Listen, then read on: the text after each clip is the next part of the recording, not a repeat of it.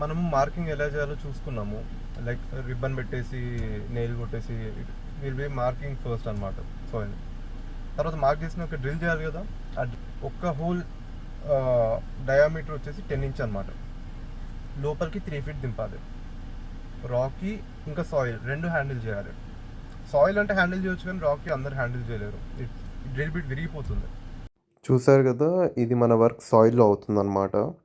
Just ఇద్దరుండి ఒక చిన్న machine ఉంటే చాలు, more than enough. Small quantity whole ఇలా పడుతుంది. సి, అండ్ ఈ మిషన్ కూడా వెరీ కాంపాక్ట్. ఇది ఒక 10 to 15 హోల్స్ వరకు ఓకే. లేదు అంటే ఇలాంటి పెద్ద మెషిన్స్ కావాలి మన రాకీ హోల్స్ డ్రిల్ చేయడానికి. డ్రిల్ చేశాక ఇలా ఉంటుందన్నమాట. ఇది ఇంకా 3 ఫీట్ డ్రిల్ చేయలేదు, మనకి బ్రేక్ అయింది అది.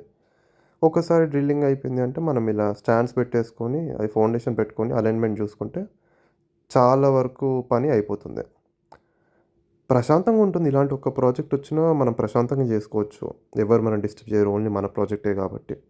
ఇంకా కంప్లీట్లీ విలేజ్ సైడ్ అగ్రికల్చర్ ఫీల్డ్స్‌లోనే పనిచేస్తాం కాబట్టి వాతావరణం కూడా చాలా ప్రశాంతంగా ఉంటుంది.